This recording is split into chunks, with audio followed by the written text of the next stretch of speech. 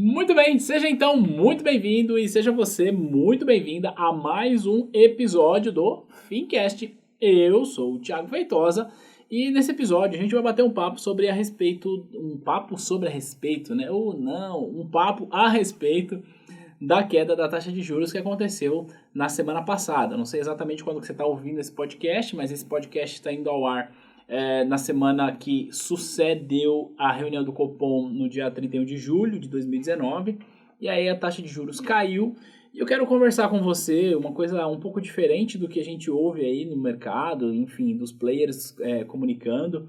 Quero bater um papo a respeito disso, mas antes lembrar que esse podcast está sendo gravado e sendo transmitido lá no nosso canal do YouTube, no canal do YouTube da T2, tá? Se você está só me ouvindo, eu também quero convidar você para ir lá no YouTube, digita T2 Educação, assinar o nosso canal, porque os episódios do nosso podcast agora também estão em vídeo, tá? E para você que me ouve, me dá só um minutinho que eu vou falar com quem está me vendo agora.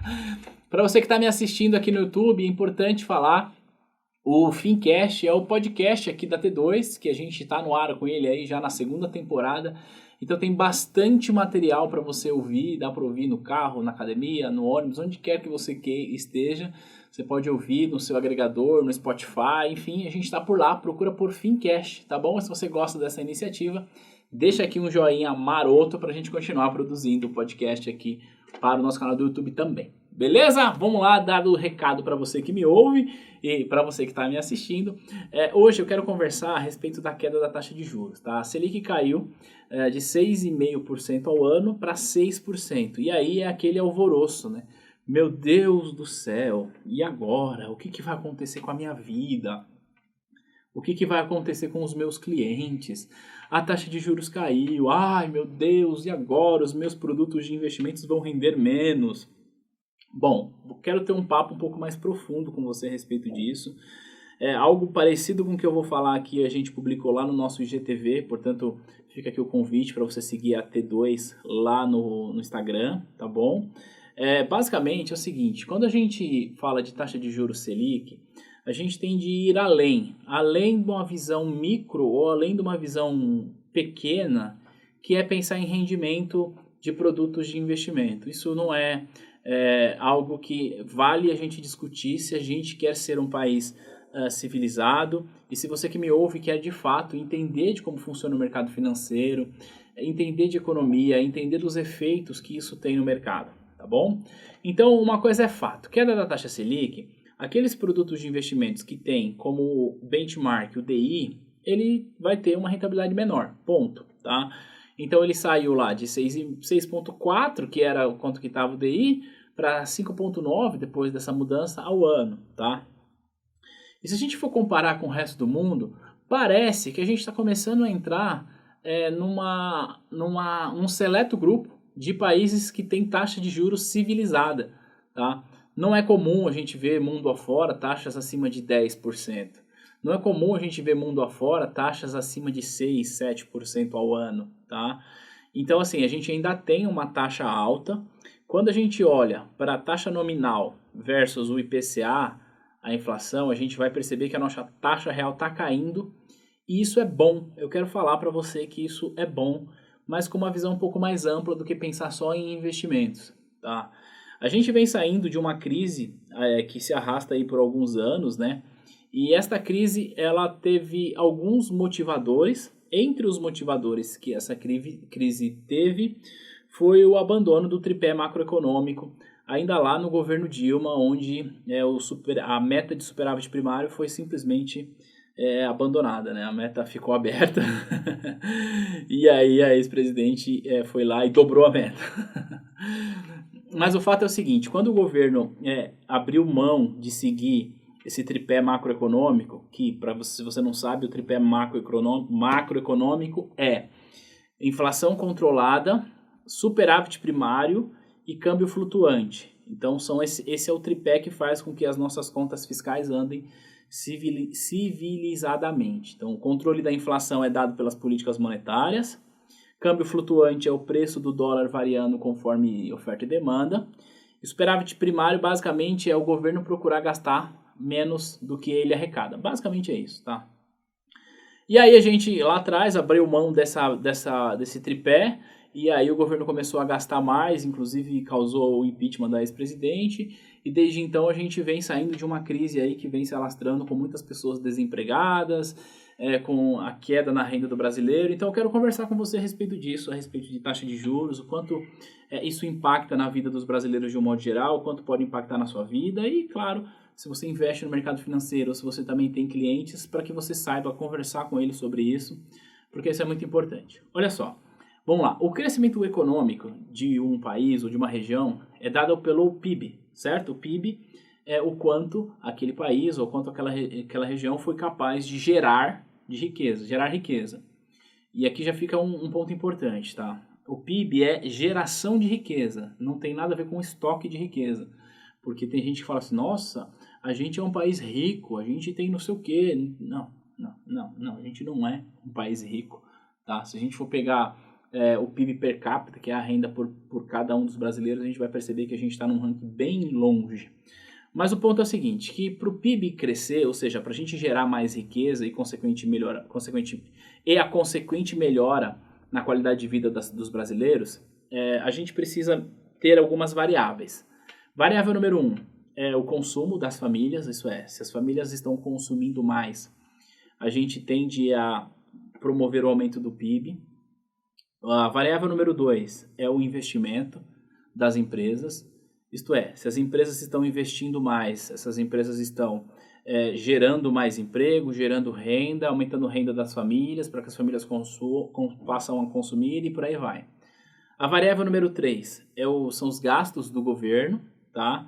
E a variável número 4 é o saldo da balança comercial, ou seja, o ideal é que a gente exporte mais do que a gente importa. Então a gente tem essas 4 variáveis na equação do PIB e eu quero falar com você a respeito dessas variáveis e eu quero falar com você a respeito da taxa de juros Selic, o que ela tem a ver com tudo isso, tá? Olha só, quando o governo baixa a taxa Selic, a Selic Meta, e baixa ela porque a inflação está controlada, não porque ele quer baixar, porque ele acha que tem que baixar, né? É importante a gente ter isso claro, voltando lá no tripé, voltando um pouco atrás da nossa história. Ainda no governo Dilma, a taxa foi baixada à força, e aí a consequência disso foi que ali em 2014 a gente teve inflação acima de 2 dígitos, tá?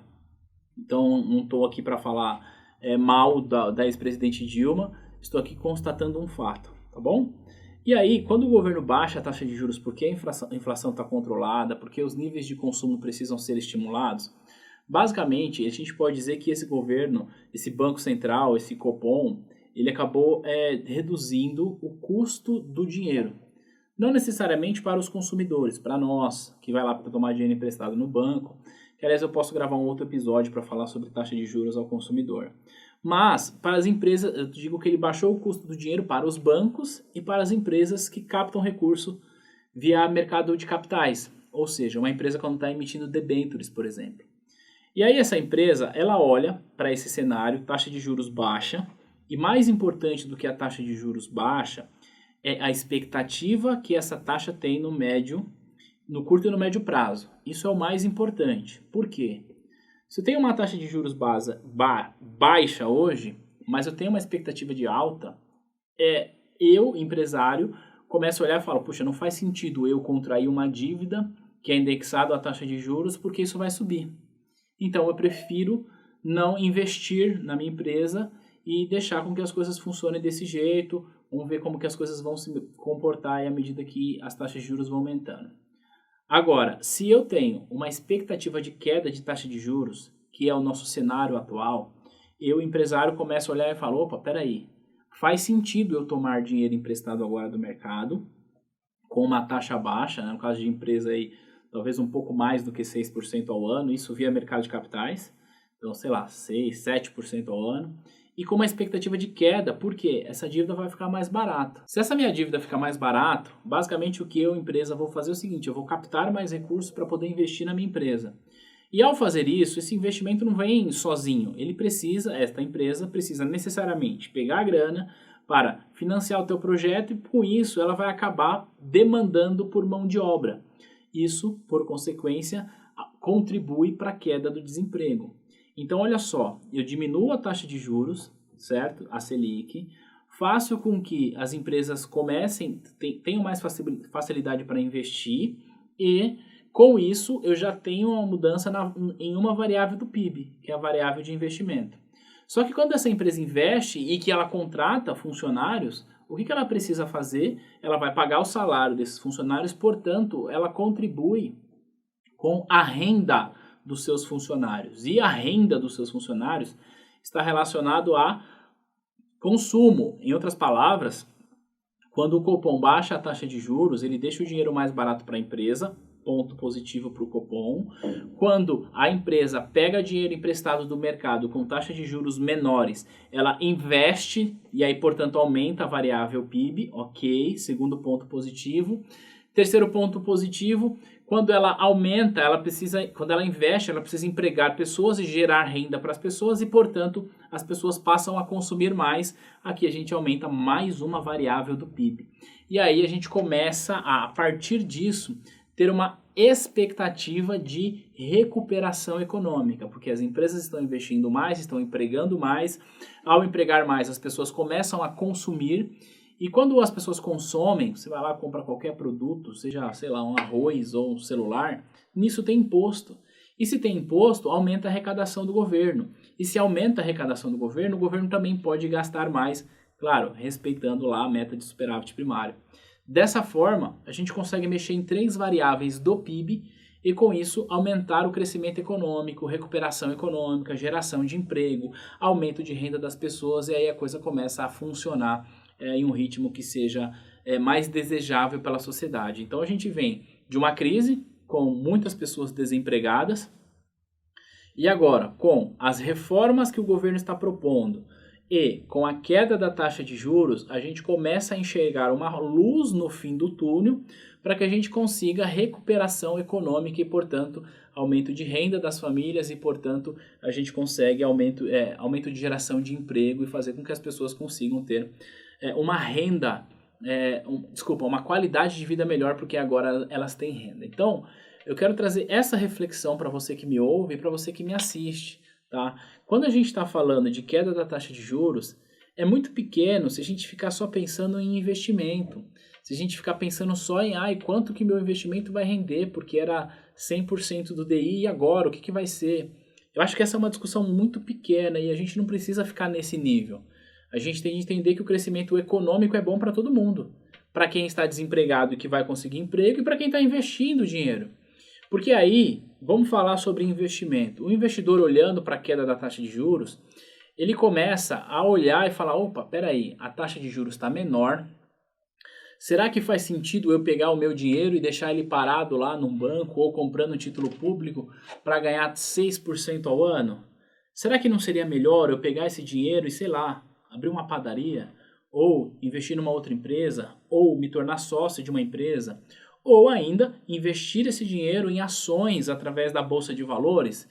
Ou seja, começa a aumentar o apetite pelo risco dos investidores. E quando eu falo apetite pelo risco, não é só pegar e comprar ações lá via Bolsa de Valores, não é só isso, é isso também. Mas é ajudar na geração de emprego, porque o investidor tira o dinheiro dele e aloca em empresas, tá? Seja na bolsa ou seja em empresa pequena. Vou abrir aqui um depósito de material de construção aqui no meu bairro. Ok, ao fazer isso, o que você está fazendo?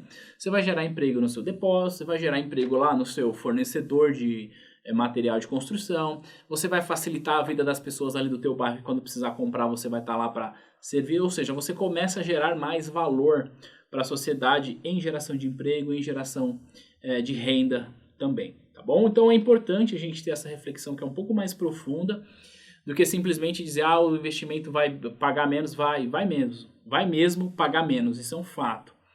Mas essa é uma discussão pequena demais se a gente quer crescer enquanto país, se a gente quer crescer enquanto indivíduo e se a gente quer promover o crescimento econômico e social sustentável, beleza? Então, é importante a gente ter essa visão.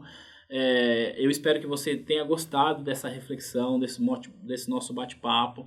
Se isso faz sentido para você, deixa um comentário no nosso vídeo no YouTube ou também nas nossas outras redes sociais, no Spotify. Deixa aqui uma avaliação, é importante para que o nosso podcast vá ganhando mais relevância. Lembrando que a T2 está disponível em todas as redes sociais, o YouTube, como eu já falei, o Instagram também, a gente tem o nosso blog e também a gente tem os nossos cursos preparatórios para você que quer tirar certificações no mercado financeiro. Beleza? Então é isso, espero que você tenha gostado, a gente se fala no próximo episódio, um grande abraço, tchau!